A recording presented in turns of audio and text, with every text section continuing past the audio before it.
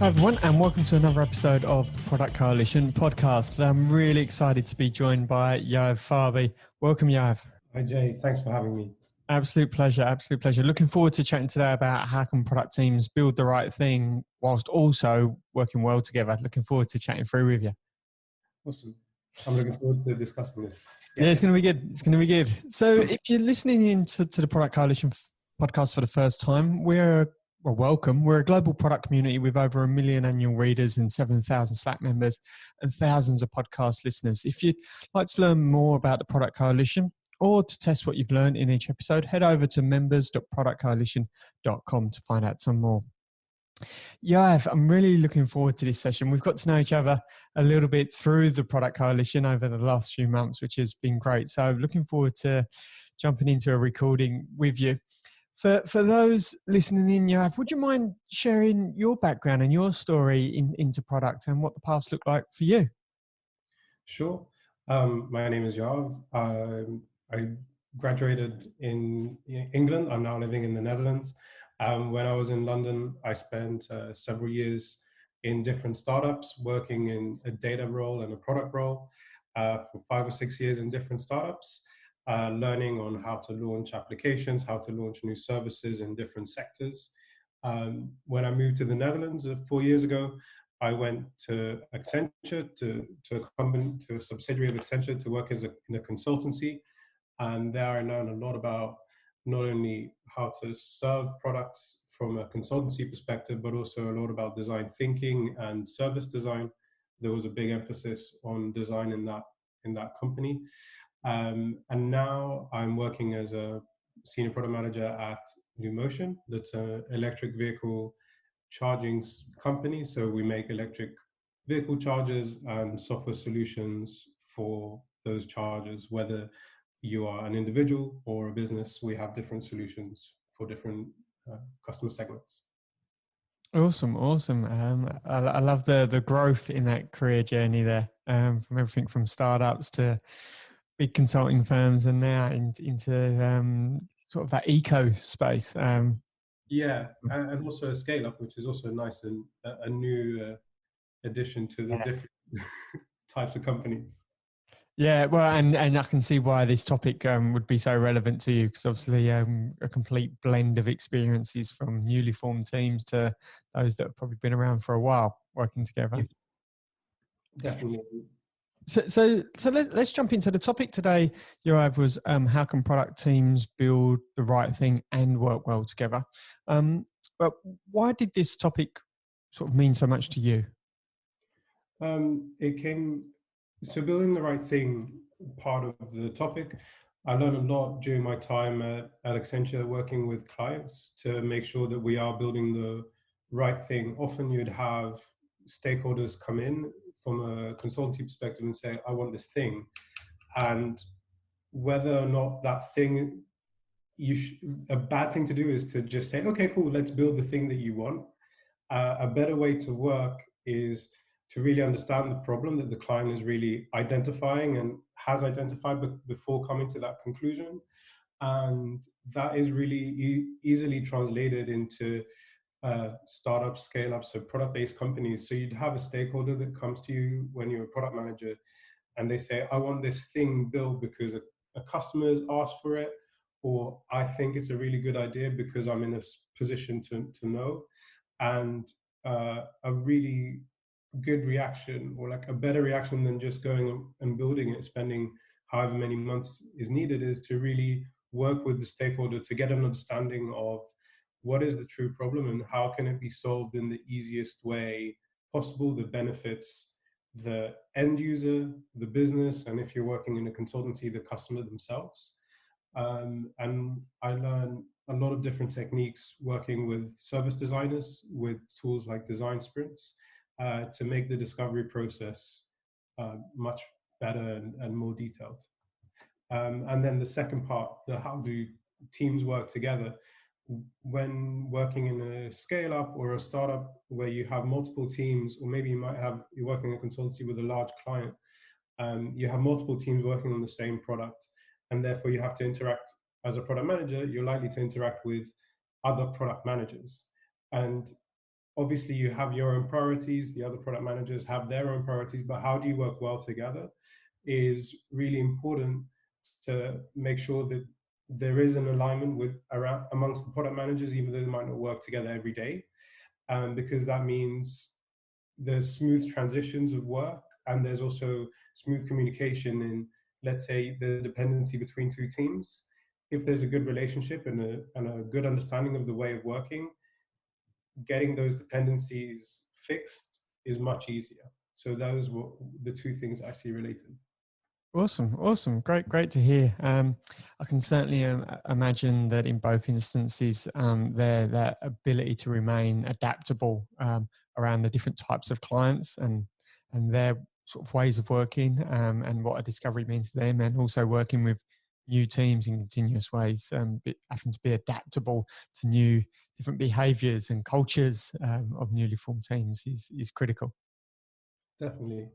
Um, I see there's a lot of similarities when you look, from my experience, there's a lot of similarities when looking into different industries in products.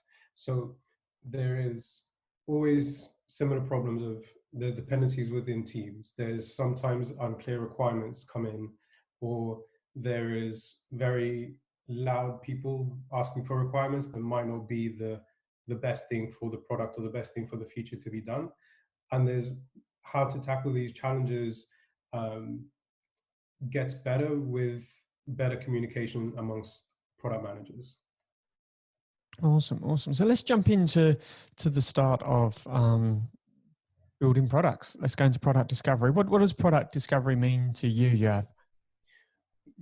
The product discovery to me is a process of getting an understanding of what is the customer need and what is the, so if you're looking at the business need, what is the business need? What is the customer need if you're a consultancy? And also what is the user need? So the person who is ending up using the tool, what is their need and what is the problem we're trying to solve for them? I see the discovery process as a piece of research that is anything that starts off with things like benchmarking. So this is something that people can do, whether you're a product manager or not, sitting at your desk, looking at what's available in the market to get an idea of like, here's some examples of this solution or a similar solution being solved before, to prototype building and doing user testing to learn about the prototype. That is a design thing, which could be a clickable prototype using a software tool like Figma or Sketch, or even a paper prototype, just to get feedback from users as soon as possible. What I see as a bad discovery process is teams spending 3 months building a piece of software to only then test. That's bad. You want to bring in the users and feedback as soon as you can. Another piece of discovery that I think is really important is to bring the right stakeholders into the process at the right time. So what is a mistake I've fallen into myself as well is to see as the person making the request and the end user being the only stakeholders, but they're normally other people around the business that are affected by the decisions made. For example, operations or marketing, needing to remember to involve all these people, even though they might not be the immediate stakeholders, but to let them know what's going on, to let them bring in their opinion or maybe their constraints. So at the end of the discovery process, as a product manager, you're confident that you've seen the user's opinion, stakeholders' opinion, and let's say like outside stakeholders' opinion. Nice. For you, what does a good outcome of product discovery look like for you? For my ideal situation, there'll be a tested prototype, maybe 1 or 2 versions. So there's normally tests never go perfectly. There's always feedback. So ideally, there'll be a second version to say like, hey, the design team made a prototype, made improvements following the first test, and perhaps we had time for a second test. Getting the right checklist of people in the discovery. So as I said, users, marketing, operations, perhaps finance and legal, depending on what you're doing. And having a clear understanding of what the first MVP is. So at the end of all this research, of gathering information, data, people's opinions and requirements. Ideally, as a product manager, I want to be sitting with the team or the teams building the thing and having a cross-team agreement, meaning someone from tech, someone from design, and someone from product in each team has an understanding of what needs to be built as the first version of this thing. So we can go and either ask higher management to say, hey, if we're building this thing, it will take us this effort and bring this benefit, or say, oh, we're going to start tomorrow because we have already all the permissions ticked off. We're all starting together tomorrow, building the thing that we spent a month, 6 weeks discovering. Cool. So in product discovery, there's a number of methods or tools that we can use, and that there's constant, thanks to an awesome community, there's constant feedback and thoughts of new ways of testing product ideas and validating with customers. For you, how do you go about choosing the right product discovery method? It depends. So it depends on the scale of the problem. So I first identify what the problem is.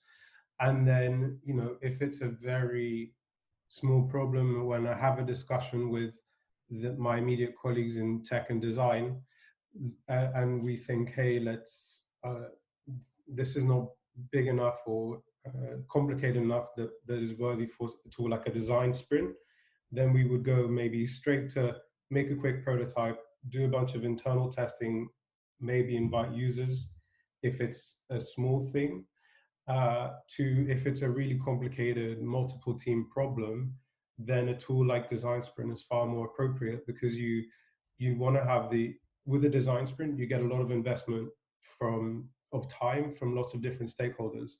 So then you're sure that by doing the design sprint, you have the confidence that all these stakeholders, you brought them along with you to the end of the discovery process to say, hey, we're now going to invest quite a lot of time and effort into building this solution.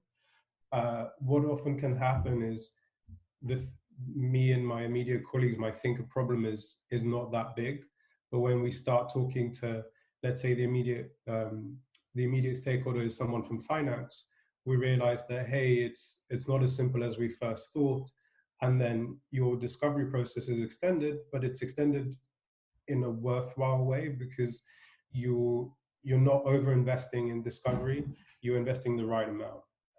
Because another problem that might happen is you spend all your time discovering, and that's not good for your stakeholders. You want to make sure that you're delivering on when you can. Yeah, delivering that value and momentum over time.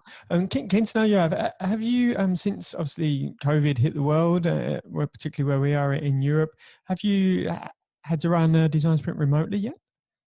We haven't, not a remote design sprint, but we've taken, just because of the situation of finding time.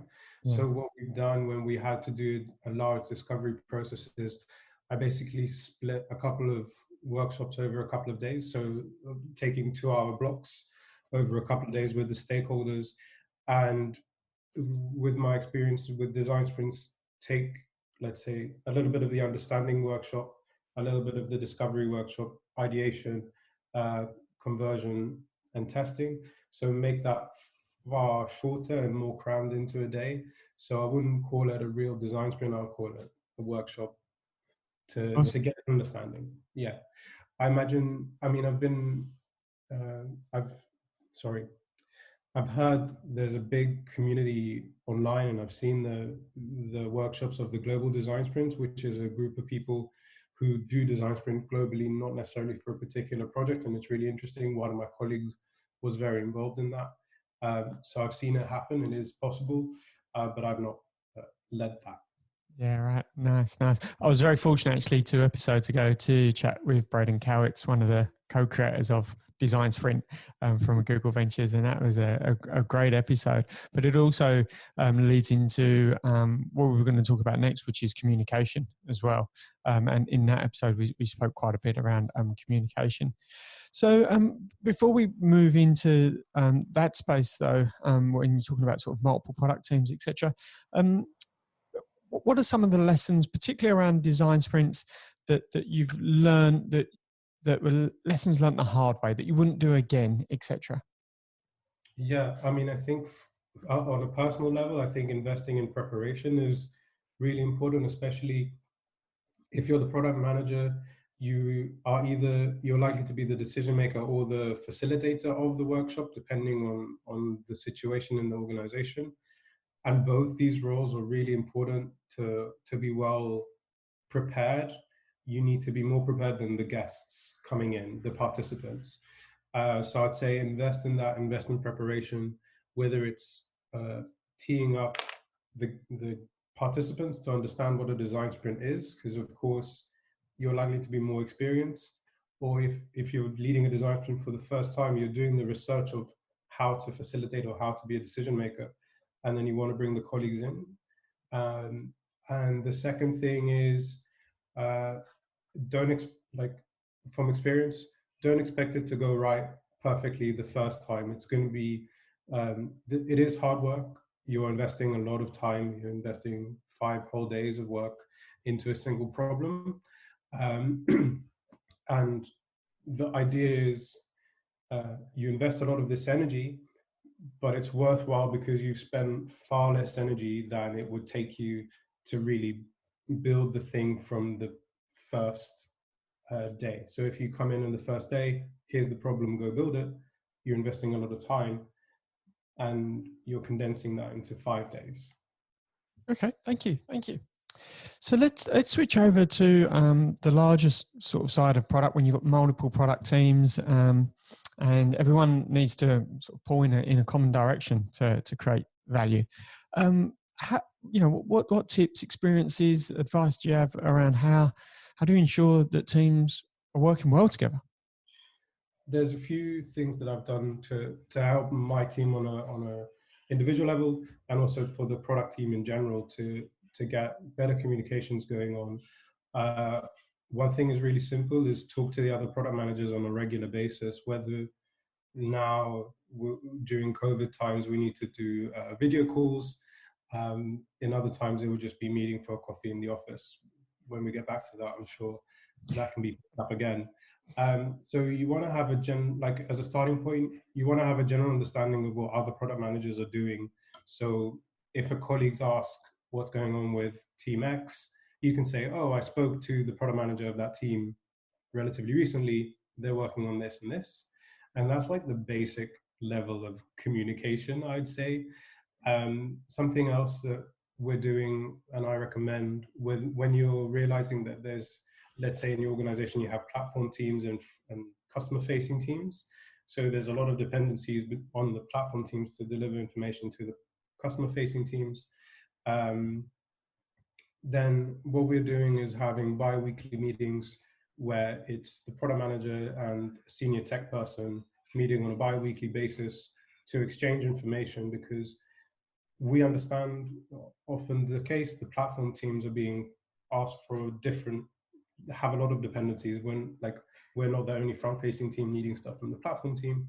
So you want to have understanding of like, what is their current situation, like what are they working on now, what is their pressure, how can we help them to deliver what we need to serve our customers. So having this regular exchange of information, meetings to understand what's going on. And there's also what comes out of this is not just like, hey, here are the dependencies, let's solve them, but also learning from each other, because they might have done a user study that benefits our users as well. So they might say, oh, we know this information, have some of our discovery input that we've done not long ago, and that's really beneficial to not repeat each other's work. And then the third thing, which is the more ambitious thing, is something that was done in my previous company, and we've done it here, is to have a team manifesto, which means it's a simple document that takes a very long time to put together, because you need to be very respectful of everyone's opinions in the product team, to say, how do we want to work together? What is our mission as product managers? What are our values?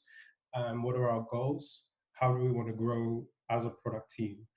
This is this is beneficial because it brings camaraderie into the product team as a base, and also it brings out it turns negative issues. So like you have an issue, it's negative, but it turns it into a vision of how to solve it in a better way.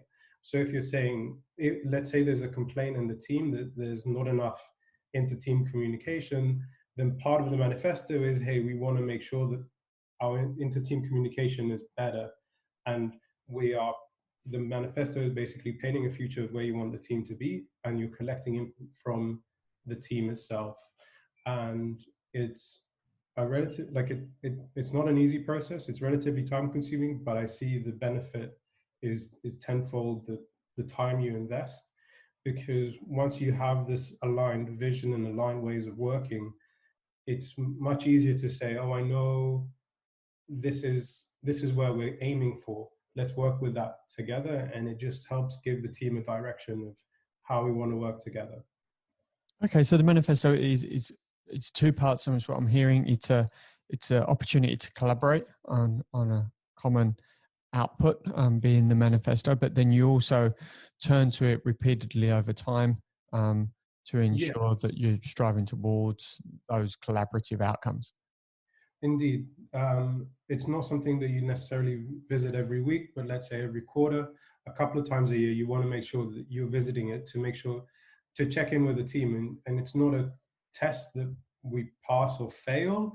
It's a test to say, like, is this still relevant? Because you're testing the document rather than the team. Because if the document is no longer relevant, let's say the organization significantly changed in 6 months, then the manifesto might need to also, because the ways of working in the organization has changed significantly. And by keeping the document relevant, then you make sure that the team is aligned on a regular basis. Awesome. Can I ask, what I love is that you've gone from England, come over to Amsterdam. You're working in a new country, new culture, and continuously improving sort of product management practice. When it comes to product teams working well together, have you seen any sort of cultural difference in mainland Europe versus in the UK?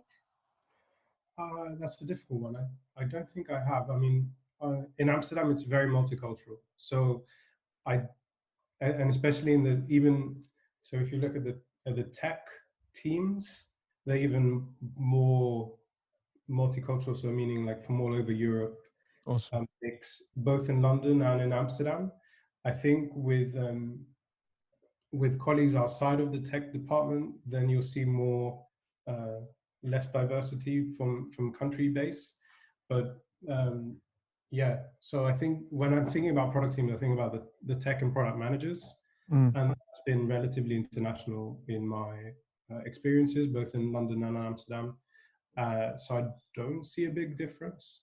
And then I think with other colleagues, when you look at outside the tech department, there is a slight difference, but there's also, I don't know if it's a cultural difference or maturity of company difference. So when I've been working in the Netherlands, I've worked with far more mature companies. So Accenture is a huge consulting firm. New Motion is a scale up. And in London, I was working in a very startup environment. So I don't know if it's culture of the country or culture of the organization. Yeah. It's more serious. I don't know, but I think there's more seriousness in the company cultures in the Netherlands now. Okay, I think that's important. Obviously, more and more product people looking to work remotely, and as part of remote working means transitioning across borders and new opportunities. Right, so it's good to hear there's some similarities, and for those looking beyond their country border, not to be too put off or expect too many differences in the product space. Yeah, I would say that's very true, Jay. I think, as I said before, it's a very international community, and with tech, it's so easy to move across borders. Awesome. So you mentioned, obviously, with New Motion, this is a scale up, so it's a growing product team, and I'm sure teams around you as well. So what advice, additional advice do you have around them working well together and that continuous evaluation that they're working on the right thing and they're working in the right ways? On working in the right thing, it's not much more than what I said at the start of this. Of make sure you're still keeping to the discovery processes that you've committed to. Obviously, look to content like Product Coalition, other medium publications to see like what is new ways of doing discovery. There's always new content about how to do discovery in new ways, especially now we're all working remotely. And then how to make sure you're working well as a team when you're growing is to make sure that there's this regular check-ins. So if you're working with teams that you do have dependencies with, I recommend keeping those 2 bi-weekly meetings to just check in on a sprint basis or what works for you. And then if you have if your company grows and the product teams are there but not related to you, don't become strangers to, let's say, that part of the business. You never know when you'll need to work together. So you might not necessarily need the bi-weekly check-in because you don't have inter-team dependencies, but don't be strangers. Make sure that you understand what those teams are doing and those teams understand what you're doing. This could be by running presentations internally for the product team or for a wider audience in the organization. Something that we've done is make an internal website that people can just go with their company login and just say, oh, what's this team is doing? And we have a very simple landing page to explain. So there's information always available to understand, because what happens and the danger of growing quickly is teams become isolated and they say, oh, we're just focusing on solving these problems or serving these customers. And we don't really care, or it's not part of our business to think about what's going on the other side of the business. And that is a start for causing problems. If you have a wider understanding, then collaboration is much easier. Awesome. Brilliant. Thanks so much, Yoav. I've really enjoyed jumping in, getting some stuff down on a recording with you. It's been great. Oh, thanks very much for having me, Jay. It's been really fun. Absolute pleasure. Hope for those listening in, you've enjoyed this time with Yoav and I. We've been chatting about how to build, how product teams can build the right thing and work well together. I hope there's some insights and value that you've all found there. If you'd like to hear more from the Product Coalition, you can head over to members.productcoalition.com to find out more all about it. Until next time, take care. Thanks, Yoav. Thanks, Jay. Bye.